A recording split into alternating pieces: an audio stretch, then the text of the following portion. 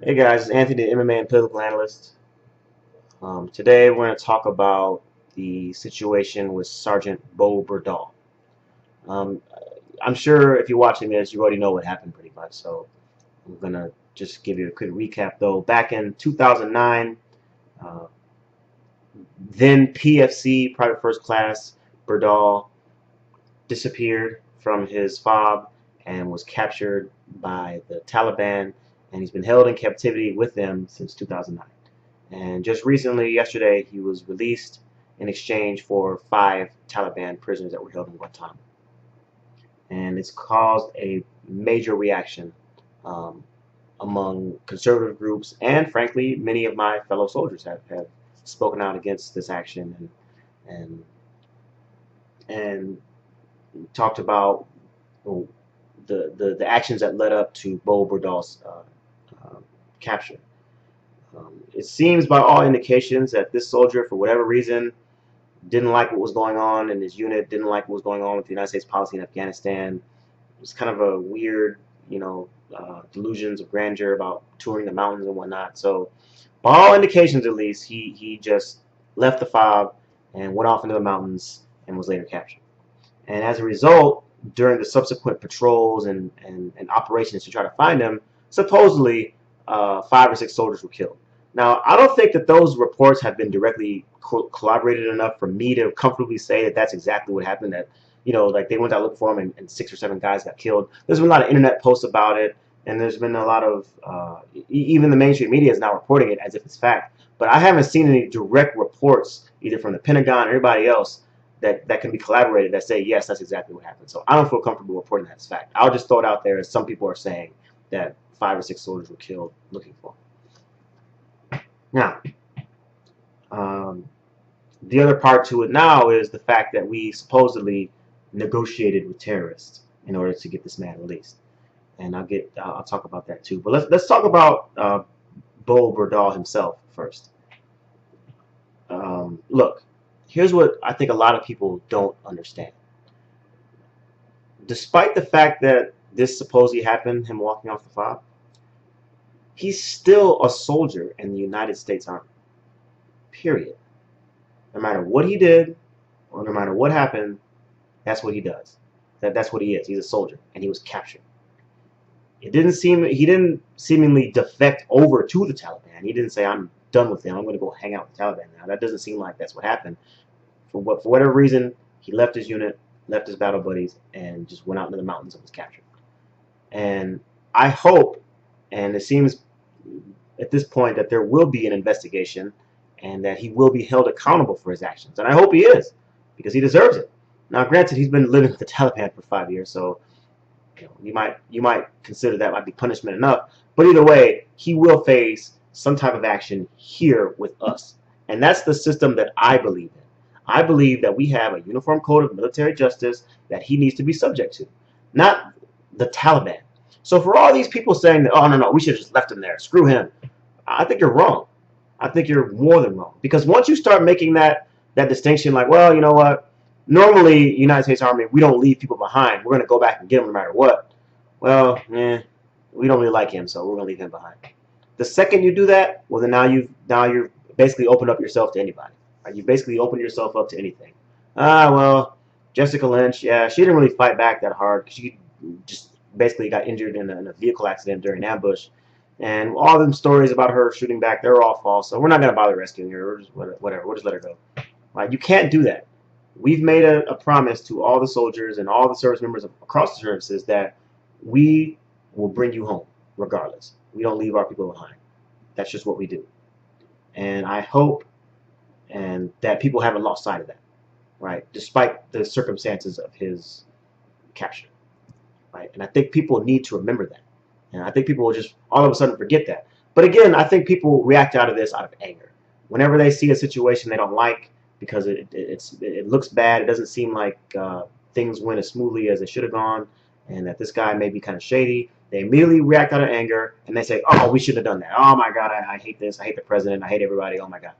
And I think you have to shed yourself of the anger for like 5 seconds and just consider the situation and quit getting all mad. And at least consider that, hey, until he's charged, Until he's convicted, he's still a soldier in the United States Army, and we're not going to leave the guy behind. Period. Now, the second part, this whole negotiating with terrorists. Listen, the reason why we have and have pretty much always had the stated policy of not dealing with terrorists is because of this. If terrorists take over a bank and they take 20 hostages and they say, hey, if you don't give us what we want, if you don't pull out of Afghanistan, or if you don't whatever, then we're going to kill all these hostages. The reason why you don't negotiate with them and say, okay, we'll leave Afghanistan, please just let the hostages go. The reason why we don't do that is because they'll say, oh, well, sweet, they gave us what we wanted, so let's just do it again, right? That's what they do. That's how terrorists operate. And to prevent that, we have the stated policy of not negotiating with terrorists. Now, that's a nice policy to state out loud and everything, and I understand why we do it. But behind the scenes, we negotiate with terrorists a lot. Okay, it's kind of in our history as a country. We tend to negotiate with terrorists a lot more than a lot of American people would like to remember, i.e. Iran-Contra. You know, I find it interesting that all these conservatives these days on Fox News just having a fit. Oh my God, Obama broke our tradition of not negotiating with terrorists. I can't believe this, blah, blah, blah, blah, blah, blah, right? Did anybody forget that Ronald Reagan literally gave weapons to Iran in order for them to release the hostages that were taken? Weapons, tow anti-tank missiles, thousands of them, to release hostages that they took in their revolution. Really? Right? So we're mad at Obama for releasing 5 guys when your guy Reagan, the conservative hero, gave Iran, our blood enemy, gave them weapons to use against us, and then turn around and use the money from that to fund these Contras down in South America, which I'm not even going to get into. But come on, that was Reagan. Oh, man. Anyway, so look, the Taliban, whether you like it or not, is the legitimate enemy in Afghanistan. Those are the people we are fighting against. You know, unless you forgot, the Taliban controlled Afghanistan until 2001, and we moved in and overthrew them and kicked them out of power. And then basically now they're just trying to fight to take the country back and establish power there again. Look, those are the people we're fighting. So we have to communicate with them on some level, right? If we want to have any type of peaceful resolution to this conflict, we have to deal with the Taliban, right? And so by us contacting them or them contacting us, or whatever means in which we did it, that's a normal part of war, guys. It's happened all the time.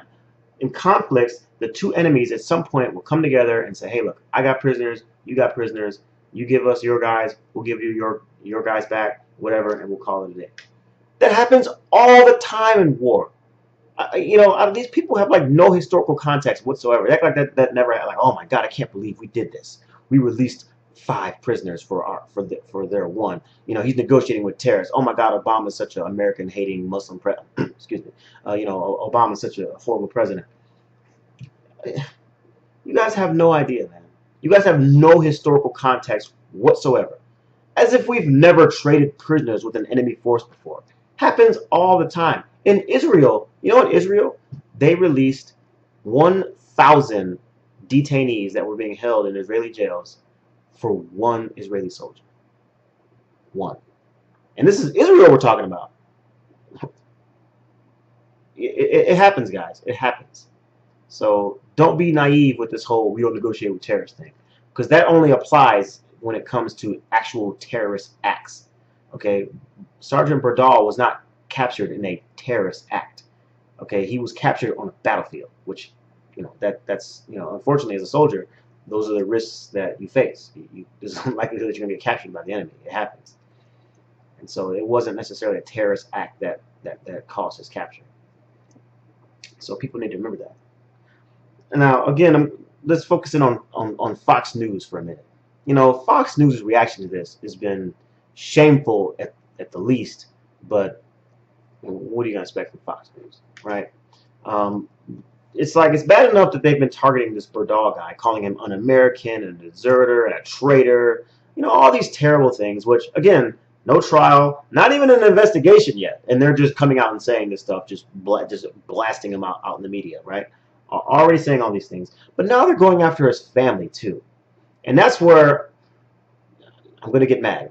Okay, I'm gonna get mad. I'm just warning you. I'm gonna get mad. I might say some things that if you don't agree with me, you're probably not gonna like what I'm gonna have to say right now.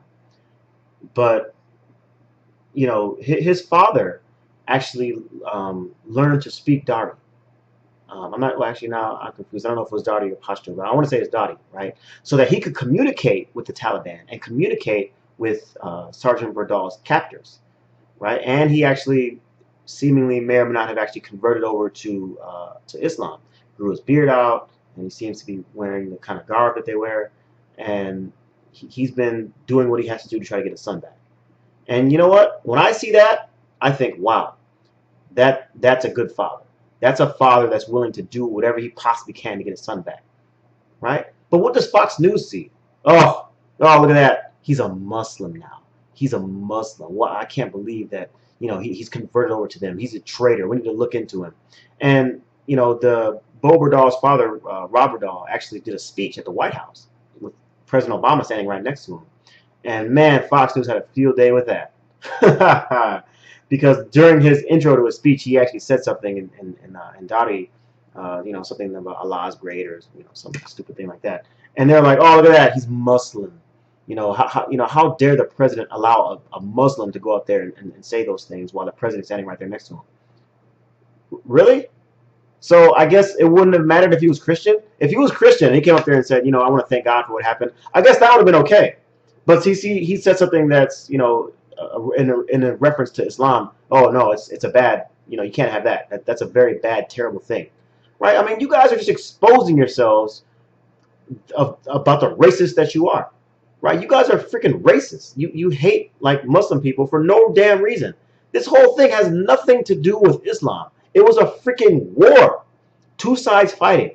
Soldier gets captured. Soldier's dad tries to get soldier back by talking to the terrorists or talking to the people that captured him, and so he tries to identify with his captors by converting to the religion, learning the language, wearing the clothes, wearing his hair like the way they do. And that, you know, you think that would be an admirable act by somebody's father, but of course not. Not to Fox News. No, you can't have that. You can't do that if you're Fox News. And what the worst thing they said, I think, was this. One of the Fox News commentators, I want to say it was on Fox and Friends, basically said something to the effect of, well, look, I understand that he had to do that to get his son back, and he was talking to the people that held him, and whatever the case may be. But your son is back now. Why don't you shave your head? Oh, fuck you, man.